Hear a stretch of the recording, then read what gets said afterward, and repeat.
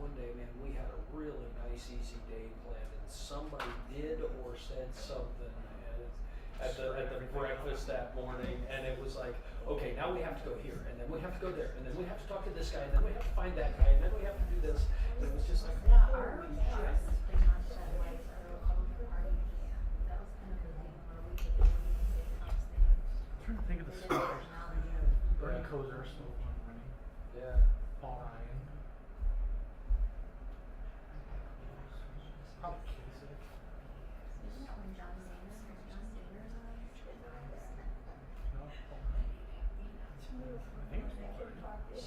Yeah, I just remember all the snubbing, all the snubbing and that was going on back and forth because like the Ohio delegation got seated like way off to one side behind the Mariana Islands, literally like the Mariana Islands.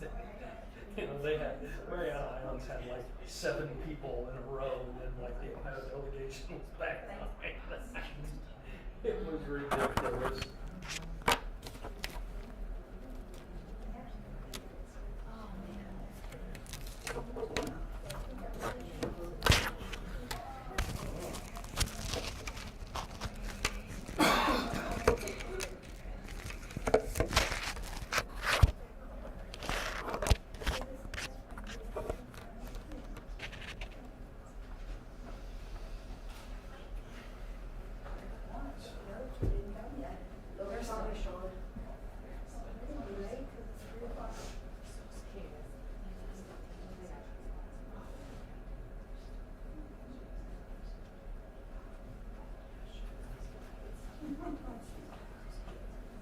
The other thing I remember, we went down to like the protest zone where they were having the protests and that, and I just remember they had like a marked off, they called it the free speech area, and whoever was in that free speech area could talk, but they were limited to 3 people at one point.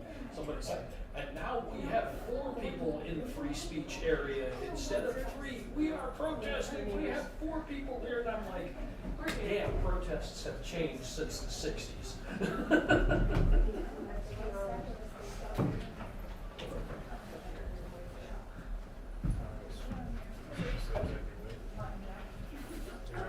I was going to say, it won't be as changed since the 60s. We have 4 people in the free speech area. I posted that to Facebook, and one of my friends came back and was like,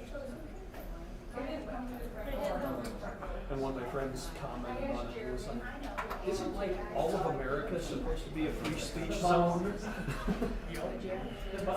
And I think what I think they named it the free speech zone, but basically I think what they were doing was they were marking off an area that they had a schedule of people who were going to speak. And I think the free speech zone was like where the official, you know, from 1 o'clock to 2 o'clock, the Democrat Socialist Bricklayers Union is going to be speaking on why you shouldn't vote for Trump. You know, so they got that stage. I think that was why they were doing this thing that they were doing.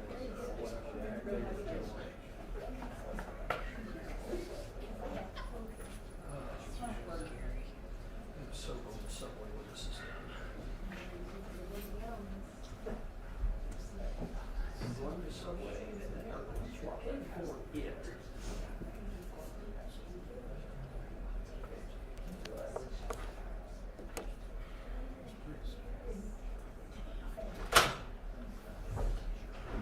Everybody back? Pretty good.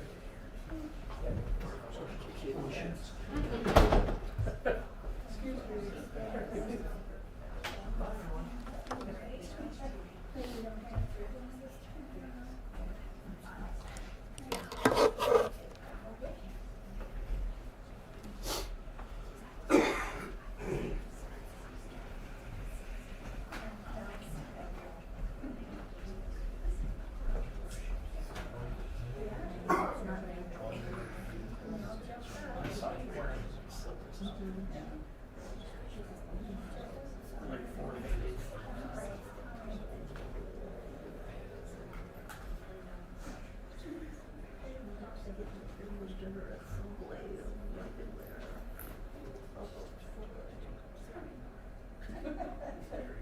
you're gonna see it. Well, we're not coming back tomorrow, but if we were coming back tomorrow, you would see next week. I would be dressed a lot more professional.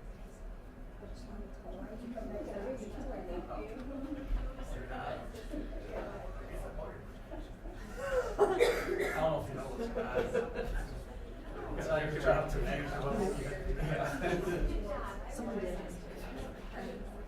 Oh, so you did it, you can scan it. I would just stand and wait, because otherwise I sit down and stand right back. Yeah.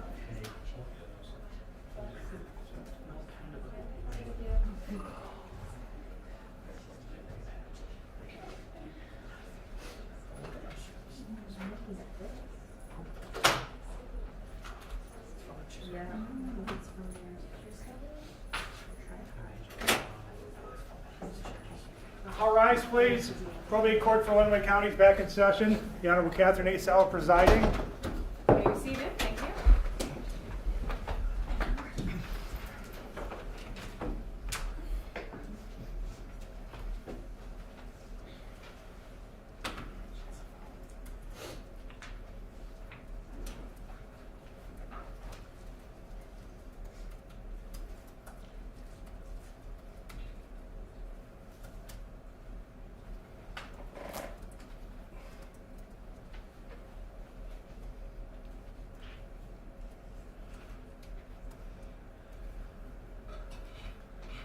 All right, Ms. Boudreaux. Okay, we are back in the matter of the skeleton liners, file 53020, 53022, and 53021. We are back on record with all of our parties and attorneys. Mr. Castleberry, we look forward to your next witness. Your Honor, we call Tanya Zuvers.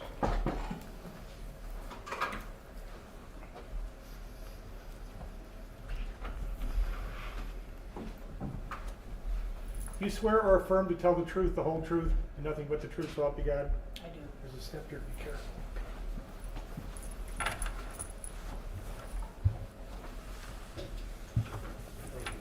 You're welcome, sir.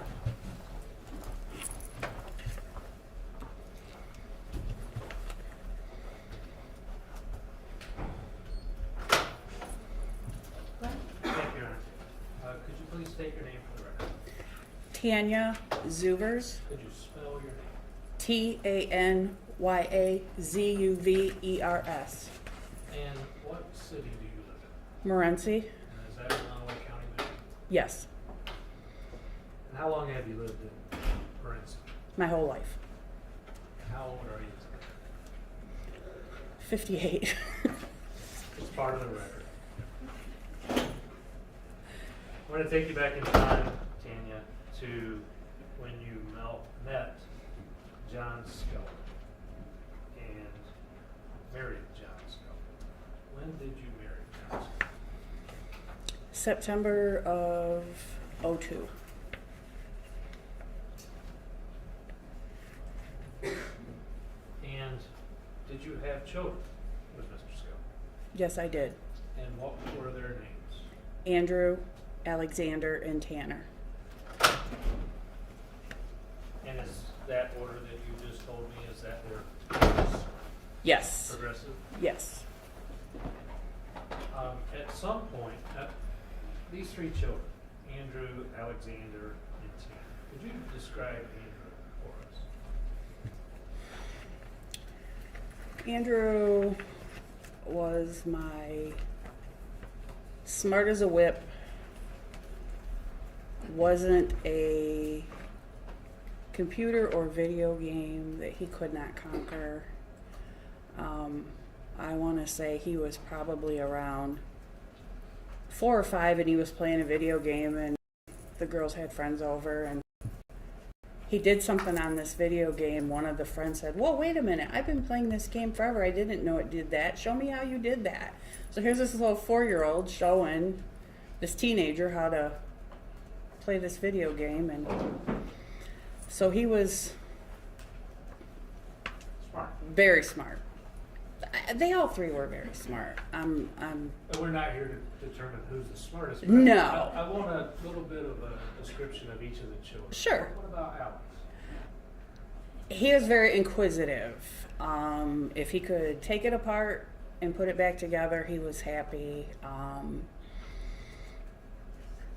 he loved to be friends with his sister's friends. They were his girlfriends, he liked to call them. He was going to be my ladies' man, I do believe. But fascinated with cell phones. Like, we always joke that someday he would be a cell phone programmer or builder or something like that, because he was so into how does it work, and that, you know, he just thought that was neat. About Tanner. Tanner was my baby. He had been 5 for 1 month when they went missing. Had just started in big school, was so excited to be in big school like his brothers. He was still had that little babiness to him. But he could tell stories, and he could tell them, and you would believe him, because he would tell stories that were almost believable, and you're kind of going, I don't know, and then he would go, I'm just messing with you. And you're going, how do you do this, you know? But,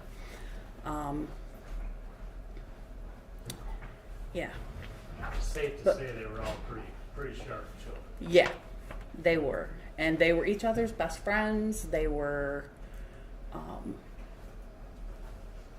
there's stuff that very rarely did they fight. They were, you know, but they were only like a year and 11 months apart, each of them, and so they were built-in best friends. Now, we're going to get into some things that are not so happy. Right. That is, at some point, the marriage with John Skelton started to have problems. When was that? September 13th of 2010, when he signed my sons out of school, telling the school that he was taking them on a family vacation to Florida that I had no idea was happening and was not invited to be a part of. Were you guys still together on that? Yes, we were. And what did you do in response to that? My first call was to talk with a police officer. It happened to be Chief Larry Weeks, is who came. He told me that he would call John and see if he could get John to come to the police station and we could sit and talk. And while we were waiting for him to come to the police station, my daughters, who were older, both adults, These are not children with John Skelton, correct? correct, they are not children with John Skelton. They are from my first husband. They came to Adrian on my behalf and met with an attorney, and found out that the only way to prevent John from taking the children was, or for me to get custody of them, that I needed to file for divorce. And I said, well, do whatever you have to. In the back of my mind, I had always heard, you know, if they take them out of state, you have a hard time getting them back, you know, and I didn't know any of that. So I'm like, do what you have to do to get me custody. Okay. And we'll cross the next bridge when we get to it. I don't want him taking them out of state until we've had time to discuss this further. So when he came to the police station, I said to him, I said, So, how long do you plan on being in Florida?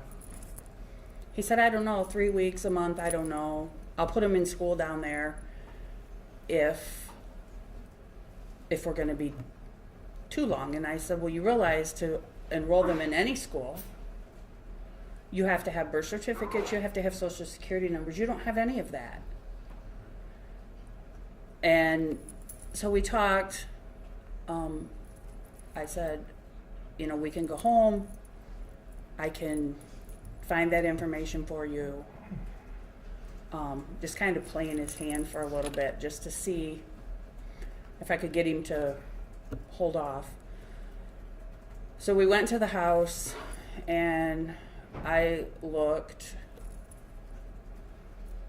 pretty much found all the paperwork I needed right away, but I still had not heard from my daughters that everything had been signed and filed. So I was kind of holding off, and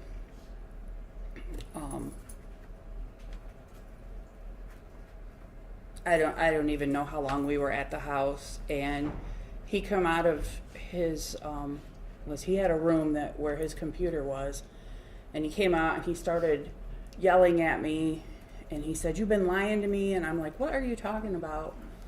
Well, apparently when he decided to take them, he had made an appointment with an attorney and was going to consult. He claims he was just going to see what he could legally do about taking them to Florida. And ironically, he had the appointment with the same attorney that I had already retained. And that attorney called him and told him that they couldn't represent him because I had retained him. And so he started yelling and saying that I was lying and whatever. That he said, "I'm out of here, I'm taking the boys with me," and he started yelling at the boys to get in the van. And Tanner was behind me, so I was able to keep him, and the other two were crying, and they got in the van because their dad got to them. He was in front of me going out of the house, and he made them get in the van, and he ended up taking off, and he made it to Florida with them. Okay. So what happened next? So my mom, my youngest daughter, and I left for Florida on a Wednesday. We drove all night. We got into Jacksonville around noon. We went to the police station with my papers that Now these papers, you had gotten an ex parte custody order. Correct. Is that right? Correct. And so you took that. I took that paperwork with me and I said, "What can you do?" And everything was lined up for us. I think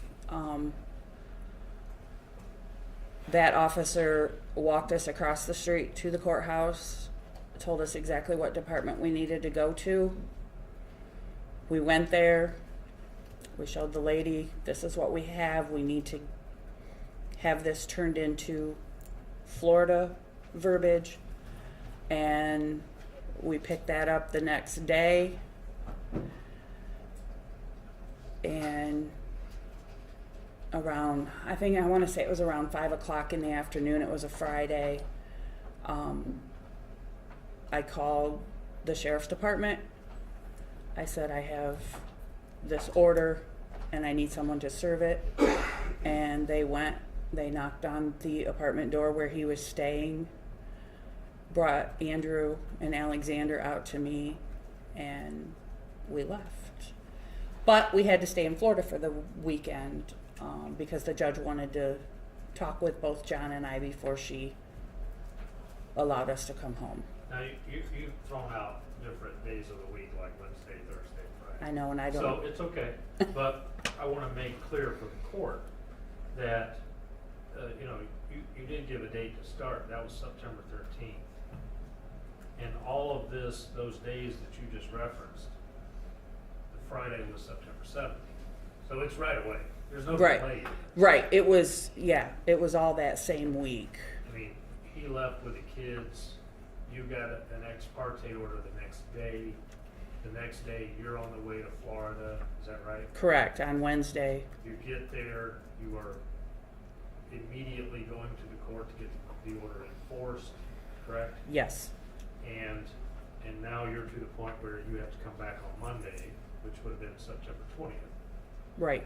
And what did the judge say? Well, we initially were I was just gonna go in the courtroom by myself, and we were sitting in the hotel room, and my mom and I were talking, and we decided we probably ought to find an attorney, and maybe we should do that. We're in a strange town, and it's huge. You're talking about Jacksonville. Jacksonville, Florida. And I don't even remember how we chose this attorney. I think we just opened the phone book and pointed, because they actually had phone books back then. We went and we met with this attorney. He met me on Monday the 20th. He met me at the court, and he and I went in, and John showed up with an attorney.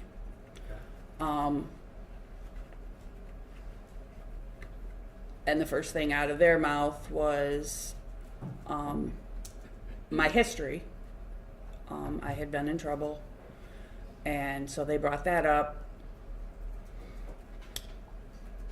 And the judge in Florida, and I cannot remember her name, she went into her chambers and called up here and talked to Judge Noe, and their decision between the two of them, they both were in agreement that we jointly bring them back to Michigan together, and then once we got to the state line, then the custody agreement that Judge Noe had signed became effective. Which gave you Which full gave custody. me full custody of the boys.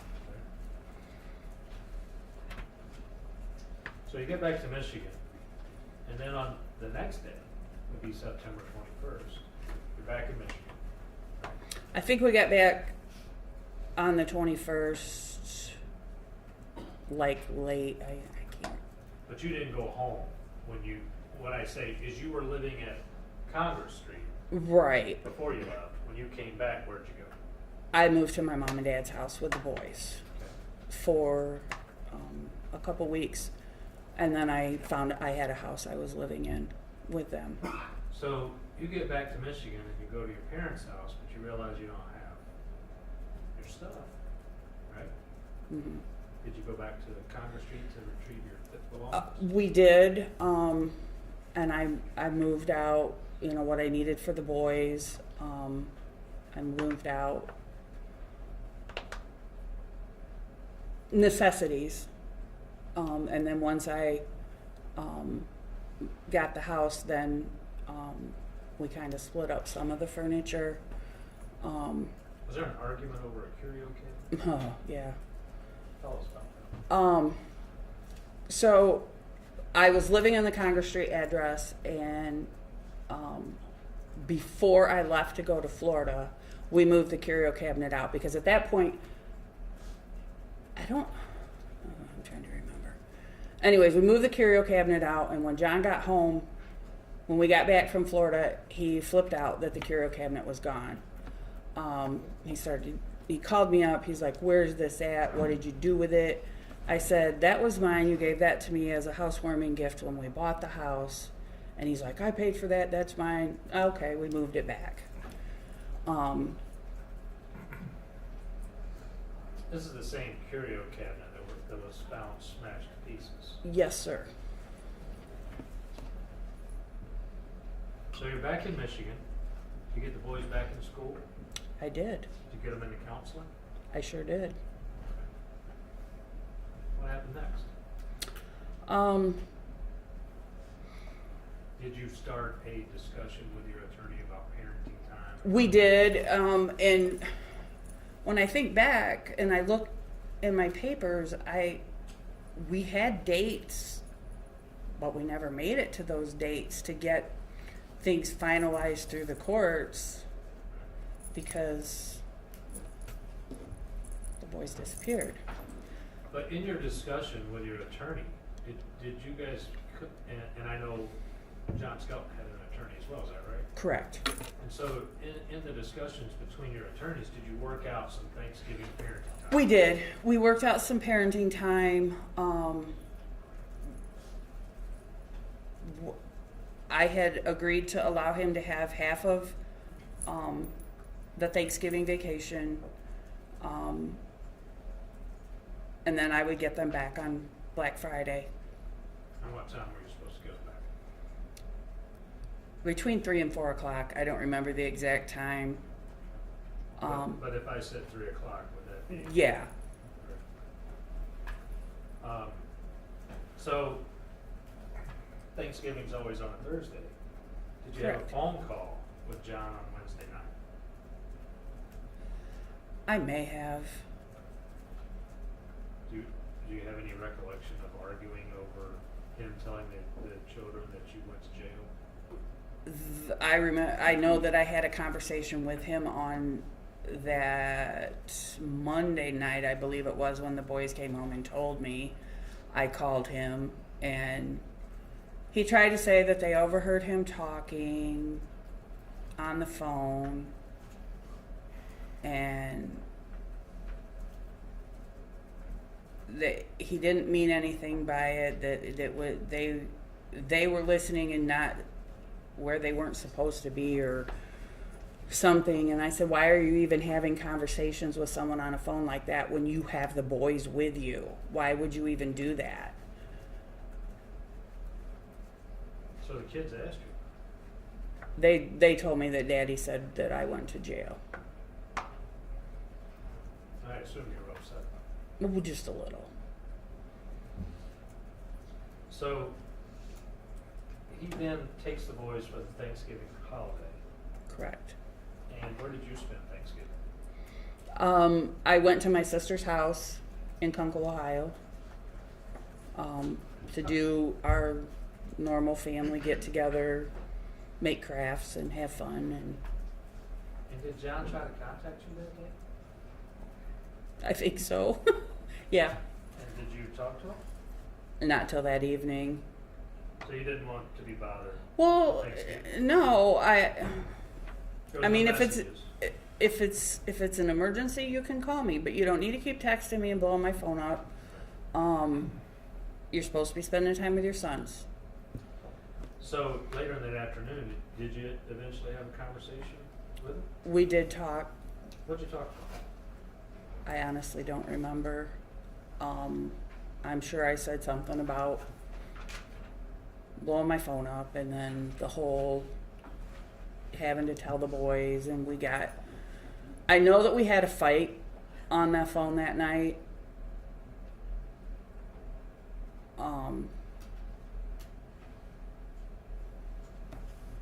And I had told him, because he had asked me if I ever thought we could get back together, and I said, no, I don't think we can after what's happened this week. I don't know how I could. And you think this was Thanksgiving evening? Yes. So what is your next contact with John? I think I texted him either Friday morning or Friday early afternoon, wanted to know if I could pick the boys up earlier than the 3 o'clock. And why did you want to pick them up earlier? My dad and I were gonna take the younger grandchildren and go see if we could find clothing, apparel for my nephew's football team. He was playing in the state football finals at Ford Field. He played for Hudson. He played for Hudson. And so we were going to go see if we could find them Hudson Tiger sweatshirts, because we only have Emergency Bulldog sweatshirts at our house. So, and the boys were so excited. My dad would talk to them about going to watch this game and that we were going to be inside and we didn't have to wear coats. They just couldn't understand that, because every football game they'd ever gone to was outside and it was cold. So they were excited, and so we thought that would be kind of fun to take and go find orange and black clothes. That's it. So what was John's response? He said, well, we're not home right now. We went to my friend's house. We're north of Jackson. I don't know when we'll be home. I said, well, just keep in touch with me and let me know. And so we left it at that. Well, then I saw movement at his house. And Now, let me stop you for a second. I have to Say say you how saw I it. saw movement There you go. out my kitchen window. So where you were staying? Where I was staying, between the neighbor's tree and house and across the empty lot, I could see his driveway. Okay. I saw a vehicle pull in his house, and I saw two people come out and get in the car and leave. And no, that's kind of weird. So I message him. I'm like, hey, are you home? And he's like, no. And then that's when he tells me that, actually, the boys aren't with me. I was home. The boys are with my friend. She's bringing them home at 3 o'clock. I'm on my way because I fell off the ladder. I'm going to the hospital. I don't know. I hurt my foot. I said, okay. And I knew he was doing some house remodel or something. So I didn't think anything about that he fell off the ladder. Those two people, was that Kelsey Borowski? I found out later that it was Kelsey Borowski picking him up to take him to the hospital. And who is Kelsey Borowski? She would be his cousin's daughter. So she's taking John to the hospital? Yes. So 3 o'clock comes. Are there any kids? No. 4 o'clock comes. Nothing. And my attorney had told me that he said, now right at 4 o'clock or 4:01, you don't need to be calling right away to report them, but I know you're gonna. He said, you gotta give them a little leeway or whatever. And I said, no, at 4:01 I'm calling because something's not right. So I called and I was told that Renzi's officer was Who'd you call? 911. Okay. Renzi's officer is not available, but we will have him get into contact with you when he gets back to town. A couple phone calls later, still not available. So my dad and brother-in-law take a drive and they find Renzi's officer. And he said, it was Officer Hillard. He said, well, they told me to just get a hold of her later tonight. He goes, I didn't know it was right away. And so then they explained what was going on, and he came right over. And that's when he went in the house to do a welfare check and found mass destruction. So were you with Officer Hillard when he? I was not. I was, my aunt and uncle lived up the street, and so I went to their house just because we all just had a bad feeling. And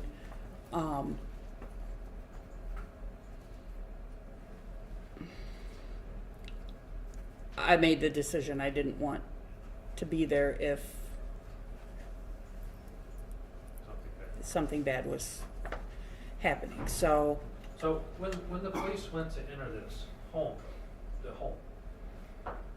was the back door wedged? yes. So When my sister and I went there and we kind of were walking around the house to see if we could see in, the only place we really could see in was the back door.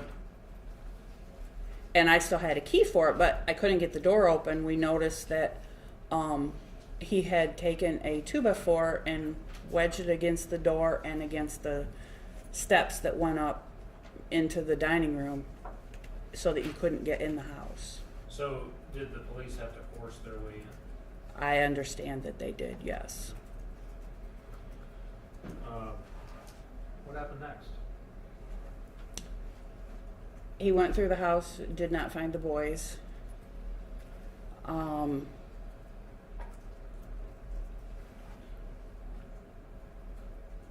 at some point, At- you find out that John had tried to commit. Yeah, and that's what I was just trying to think.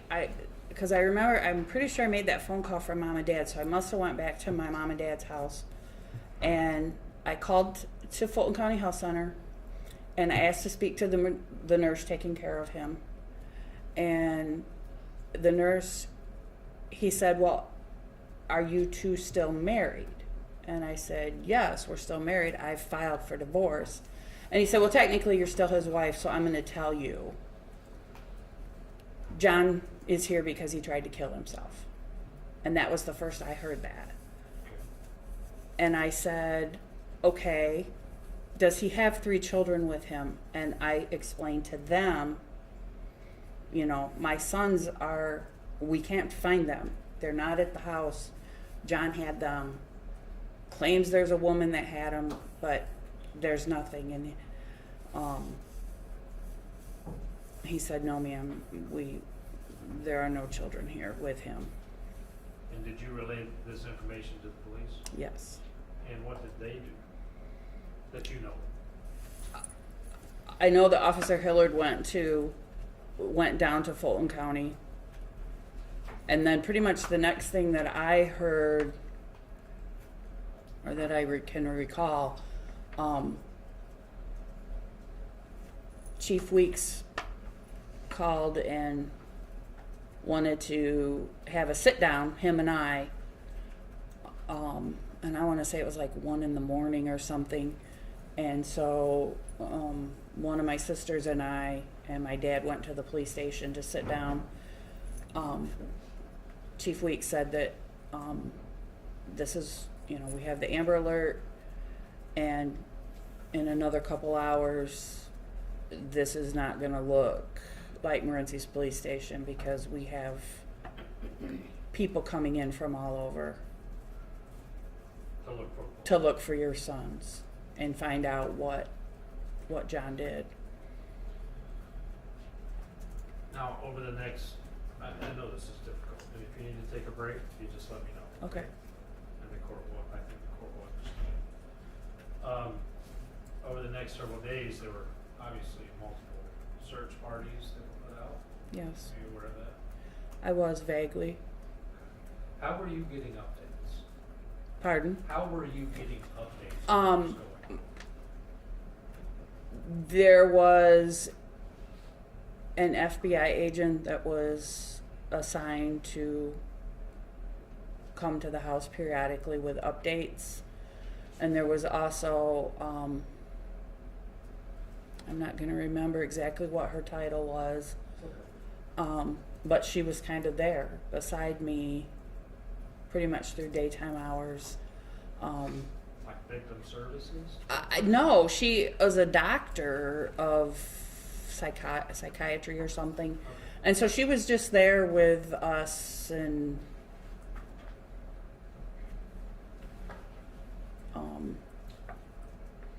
if I had questions or if we needed something, and she would help to kind of understand after the agents would leave, and if I had questions about what they told us or that type of thing. So the children were on some medication. 2 of them. Okay, who was that? Which two? Alexander and Tanner both had asthma and had daily pill that they had to take, and then they also had rescue inhaler and a breathing machine if things got really bad. And in this fall, it was Was the breathing machine a nebulizer? yes. And did you find out at some point that medication was still at the house on Concord Street? Yes. Did you also find out that the coats and boots of the children Yes. were given to John Skelton's aunt? I did not know where they found them. I know that they came to the house to have me identify that that was their stuff, but I never knew where they found them. Did you know that their toothbrushes were also? No, I did not know about the toothbrushes. Okay. You've learned that since. Yes. You learned about the curio cabinet being I destroyed. saw that because they did take me to the house. They said, we know you didn't live here, but it hasn't been that long since you've lived here, and you might be able to point out things that might not be obvious, except that everything was destroyed.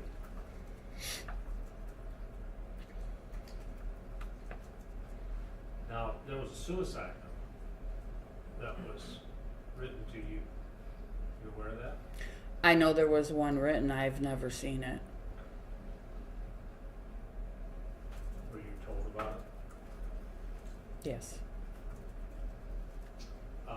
In these updates, were you being told about the lies that John was telling about the different scenarios of where children I don't could be? think really in the beginning right away.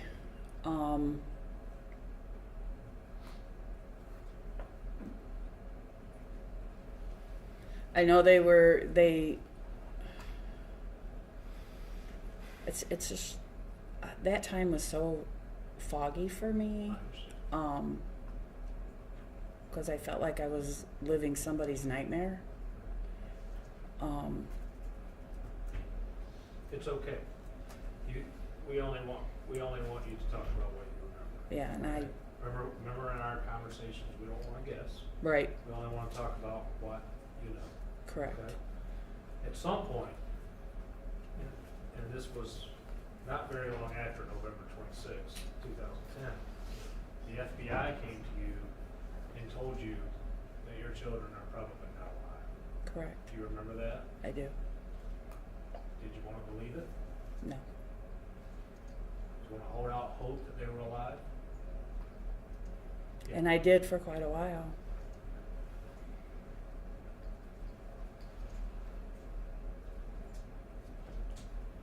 So, at some point, this case gets turned over to the Michigan State case. Hmm. You have to say yes or no. Yes. And you meet Detective Sergeant at the time, Jeremy Brewer. Yes, I did. And I think you and Mr. Brewer became very close. Is that correct? Correct. And I think you had many in-depth discussions with Mr. Brewer about what happened in this case. Is that right? Yes. And at some point, you knew that your children were no longer alive. Correct. Do you remember when that was? I don't remember the exact moment. I think it came on slowly in that I logically, I said from day one, my sons are smart. If my sons are out there in the world with someone they don't know, one of them, because the three of them work together very well, one of them, and more than likely it would have been Alexander. He was my more vocal, social, would just tell the person next to them, this isn't my mom or dad. And I know that if you call this number, my mom will answer. And And in fact, they knew how to call 911 they did. because they've done it, correct? I found that out. Do you know who killed your children? John Skelton. Is there any doubt in your mind that John Skelton killed your children?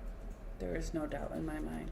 Is there any doubt in your mind that John Skelton killed your children on November 26th, on or about November 26th, 2010? No, there is no doubt. You know if your children were alive, they would have found you. Yes, they would have. So today they would all be adults, correct? Correct. So any explanation that you've ever been told or heard about why John Skelton would have hidden it? They're adults today. Correct. They could walk through that door right now, Wish they could, but they can't. Why is that? because John killed them.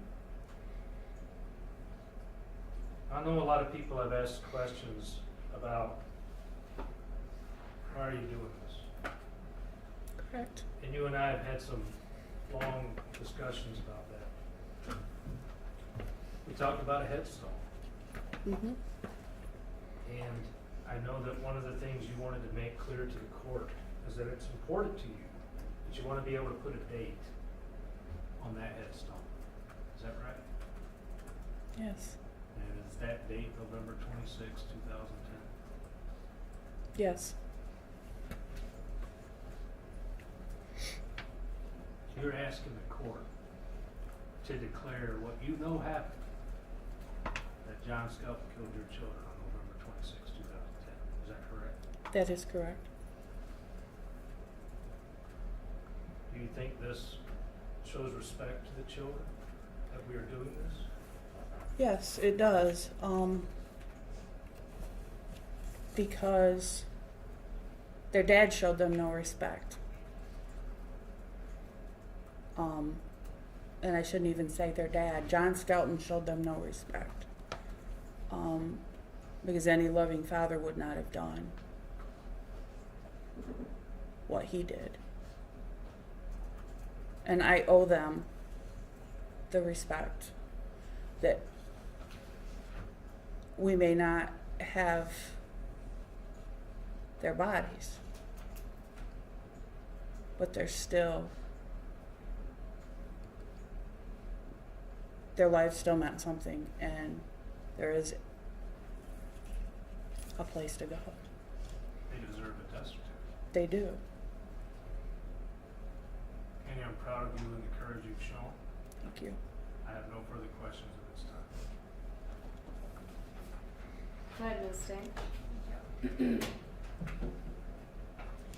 Hi, I know you Hello. testified that the boys would all be adults now, but can you tell us exactly how old Andrew would be today? Andrew would be 20. I'm going to get it wrong because it's 25, but he would be 23. Okay. And what about Alexander He would be 21, and Tanner? and Tanner would be 19. Okay. Earlier you testified that you didn't want to be present at the time that the house was searched by Officer Hilliard on November 26th of 2010 in case they found something. Did you have that initial gut feeling on that day at that time that the boys were no longer alive? I don't know that I had the initial gut feeling, but something told me that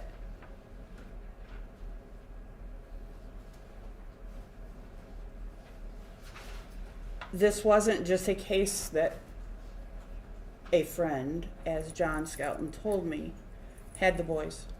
When the door was wedged shut and we couldn't get into the house, that's just not normal. People don't do that. And so I think in the back of my mind, I was afraid that we were going to find 3 bodies in there. And I didn't want to be there for that. You've heard some testimony today about the children and passports, and it sounds like none of the law enforcement were 100% sure on that question. So can you answer that question? of whether They the do children- not have passports. Okay, thank you. You're welcome. And over the years, what all did you personally do to help attempt to find the boys? Oh my goodness. We, first off, social media, sharing, missing flyers, aiding with age progression through National Center for Missing and Exploited Children.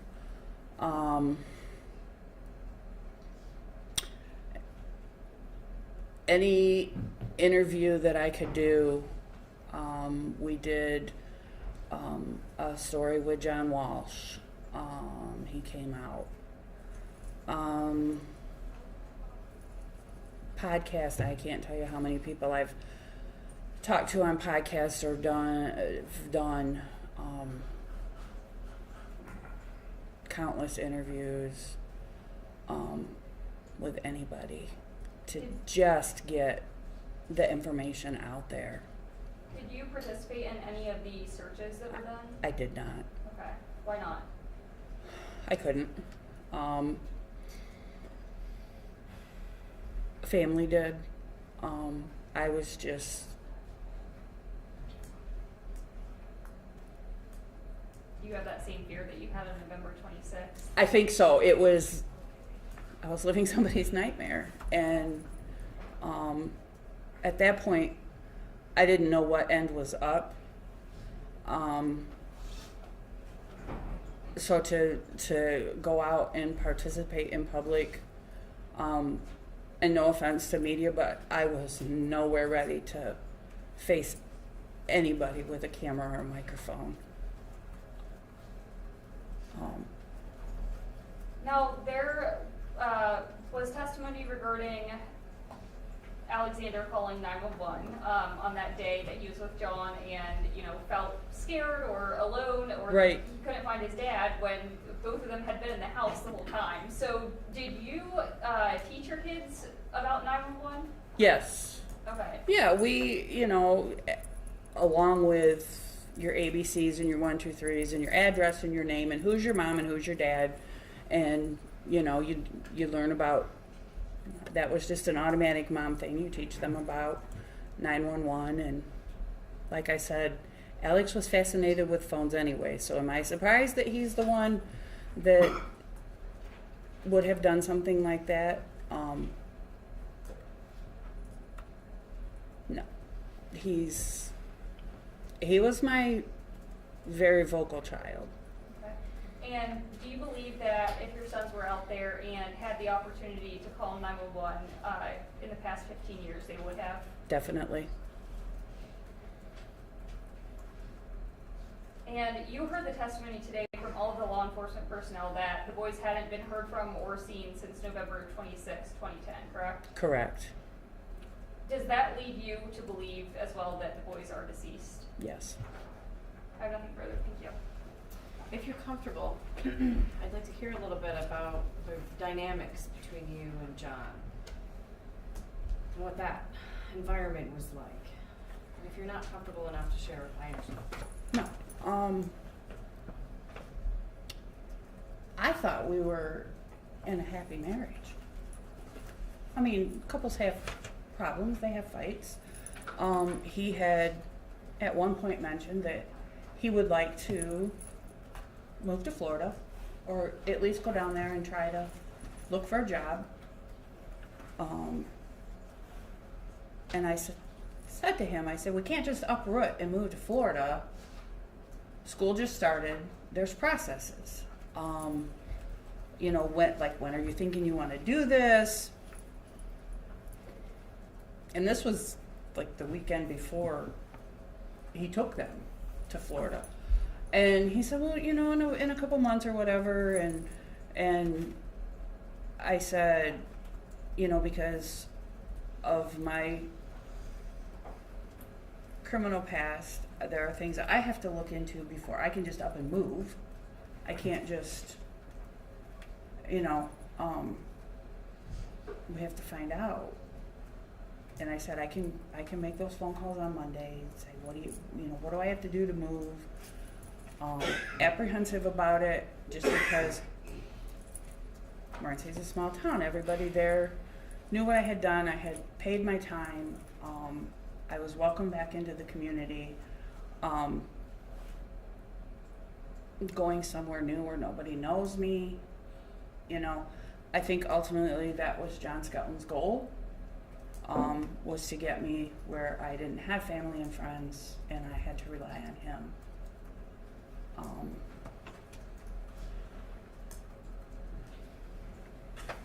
So when I got the phone call from the school, I was completely shocked because I was like we all went to bed at the same time last night in the house, and he was supposedly going to work, but apparently he left but didn't go to work because he came back and took the boys from school, and I don't know, I'm just, Did you feel at other times as though there was an attempt to isolate or he create a situation where you were dependent on him?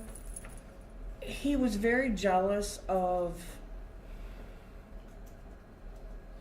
any relationship that I had with, whether it was my parents, my siblings, my children, my daughters, my sons, friends, and I find out after the fact the whole cafe mom thing.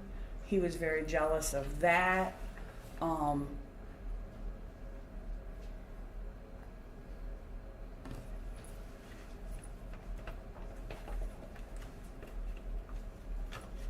He had gone through a divorce with his first wife, and she came and got custody of his daughter, and so he lost his daughter, and I never wanted to have that be something between us, but I think that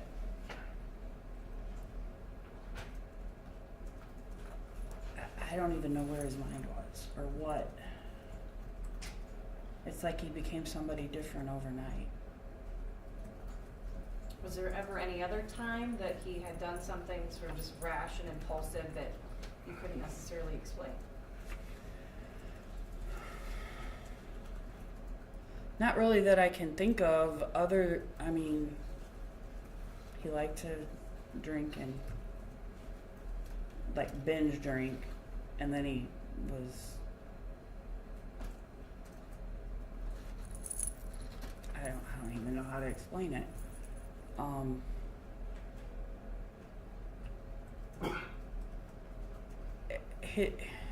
In looking back, he was all about himself, and it was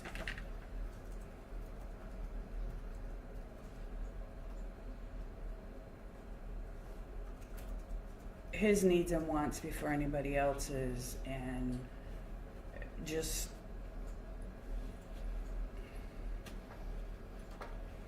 he was on the road a lot with the truck,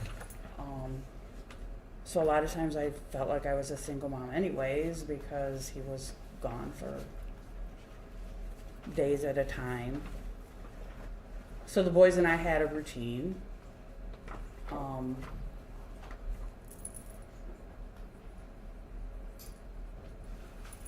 And then he would come home and things would be good for a couple days when he was home, and then I don't know if it was insecurities or, but for the most part we went camping, we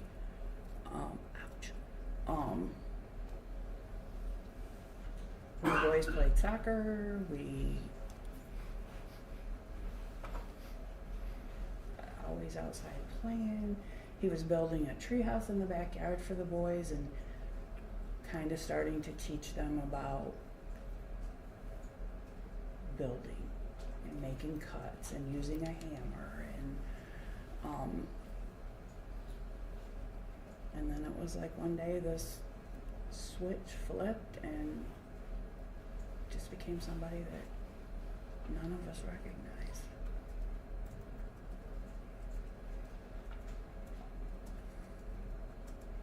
Thank you for answering my questions. You're welcome. Any questions based on my questions, counselors? No, you're not. And thank you. Any other questions? No, you're not. Thank you so much for your testimony. All right, Mr. Castleberry, any other witnesses for today? No, Your Honor, the petitioner rests. Ms. Day, do you anticipate any witnesses? No, I have no witnesses. Thank you. All right. Are you prepared to proceed with closings, or would you like to? I am. All right, yes. All right, whenever you're ready.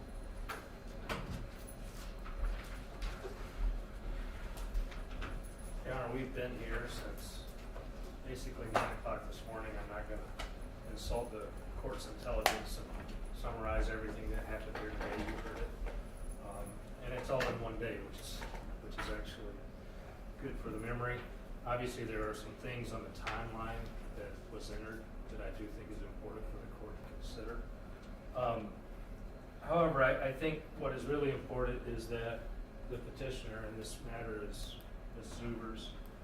She spent the past 14 plus years mourning her missing children.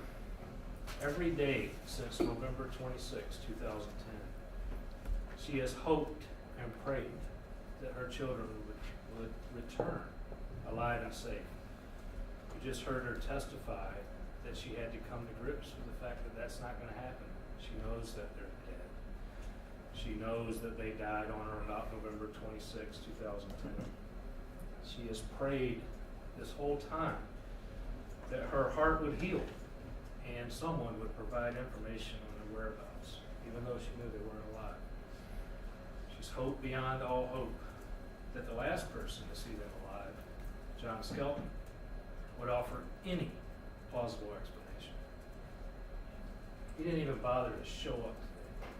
He doesn't want any part of anything to do with these children because he murdered them. And he murdered them on or about November 26, 2010. It's time that we declare these children dead. The Michigan legislature contemplated situations like this, which is why this morning when I started off, I read you a statute. And it talked about the presumption of death. There's no doubt that these children are presumed to be dead. But you've heard today from the Morenci Police Department, you've heard from the Michigan State Police, you've heard from the Federal Bureau of Investigation, you've heard from an expert on proof of life. And most importantly, you've heard from the mother of these children. And everybody told you the same thing. The evidence is clear. These children were murdered at the hands of John Skelton on November 26, 2010. I feel that we have proven this beyond clear and convincing evidence for sure. Definitely sufficient evidence. And I am asking that the court enter an order giving these children what they deserve, which is a date of death, a death certificate, and some closure for this family to end this nightmare. Although we know it'll never recover, they'll never recover from this. They do deserve this justice. Thank you.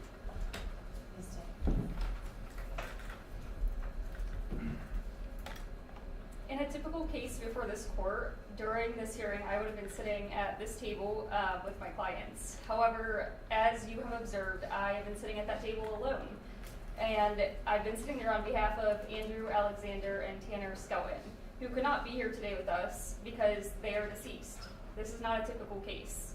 It's both a unique and chilling experience as an attorney to have three clients that I've never had the opportunity to meet or speak with and will never have that opportunity.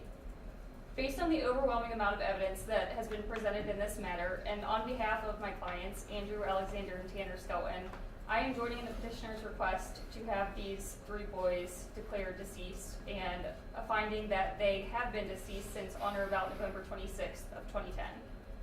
Although I never got to meet any of my clients, I know that if they had been given to some unknown group or person, like John Skelton alleged over the years that the children had been given to, or were anywhere out there at any point after November 26th of 2010, at some point those boys would have found a way to make contact with someone to let them know that they were scared and that they weren't where they were supposed to be.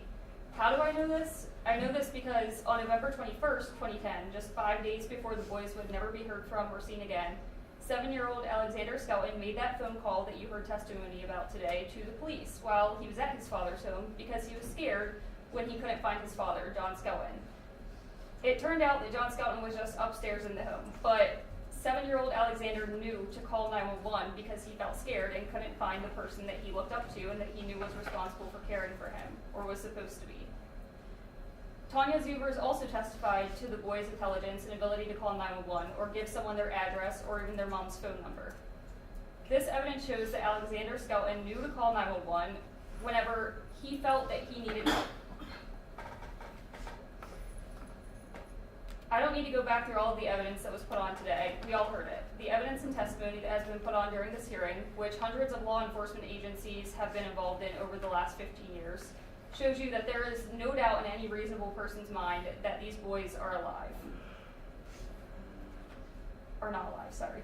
As you have heard through the testimony today, the Morenci Police Department, the Michigan State Police, the FBI, Andrew Alexander and Tanner Skelton's mother, and I too am convinced that these boys have been deceased since on or about November 26th of 2015. I am hoping that you too, Judge, are convinced of the same. And I am respectfully requesting under MCL 700.1208 on behalf of the 3 boys who were taken from this world far too young that you make a finding that they are deceased and have been since that date. Thank you. Thank you. I would like an opportunity to finish reading through the exhibits and the slides that were provided today and to think over everything that I've been able to listen to today and review the file. But I also don't want to make you wait very much longer for an answer. So what I would like to do is ask everyone, if you would, to come back on Wednesday, the 5th. This trial was scheduled previously for all 3 days. So if I take tomorrow, that gives me enough time to review everything and to prepare the order. And I'll give you the opinion and order on Wednesday the 5th at 9 a.m. if you'd like to be here. You're also welcome to join us by Zoom if you'd like to exercise that option, or we'll have it on YouTube as well. Unless there's any questions, that's all for today. Thank you, everyone who testified and came in support. Thank you, Your Honor. Thank you. Very well done.